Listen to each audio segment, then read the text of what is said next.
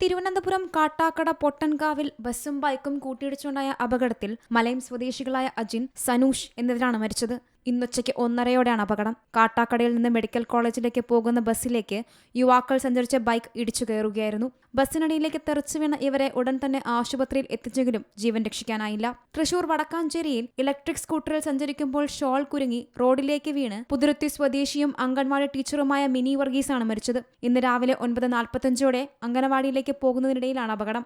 അയൽവാസിയായ യുവാവിനോടൊപ്പം സ്കൂട്ടറിൽ പോകുന്നതിനിടയിലാണ് അപകടമുണ്ടായത്. പുത്തുരുത്തി സ്കൂളിന് സമീപം വെച്ച് ഷോൾ സ്കൂട്ടറിന്റെ പിൻചക്രത്തിൽ കുരുങ്ങുകയായിരുന്നു. തെറിച്ചു വീണ സ്ത്രീയുടെ തല റോഡിലിടിച്ചു. പാലക്കാട് നിർത്തിയിട്ട കാറിന് പിന്നിൽ കണ്ടെയ്നർ ഇടിച്ചാണ് യുവാവ് മരിച്ചത്. പാലക്കാട് വടക്കാഞ്ചേരി ദേശീയപാതയ്ക്കരികിൽ ഇന്ന് രാവിലെ 7:30-യോടെയാണ് അപകടം.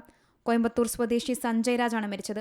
ദേശീയപാതയിൽ പാലക്കാട് ദിശയിൽ അണക്കപ്പാറ എക്സൈസ് ഓഫീസിന് എതിർവശത്ത് റോഡരികിൽ കാർ നിർത്തിയ ശേഷം ഡിക്കി തുറന്നപ്പോൾ ഇതേ ദിശയിൽ വന്ന കണ്ടെയ്നർ ലോറി നിയന്ത്രണം വിട്ടെടുക്കുകയായിരുന്നു. അപകടം നടന്ന ഉടനെ നാട്ടുകാരുടെ സഹായത്തോടെ സമീപത്തെ സ്വകാര്യ ആശുപത്രിയിൽ യുവാവിനെ എത്തിച്ചെങ്കിലും ജീവൻ രക്ഷിക്കാനായില്ല. തൃശൂർ ആളൂരിൽ ഇലക്ട്രിക് സ്കൂട്ടറിൽ പോലീസ് ജീപ്പ് പിടിച്ച് പരിക്കേറ്റ് ചികിത്സയിലായിരുന്ന ഒരു വിദ്യാർത്ഥി മരിച്ചു.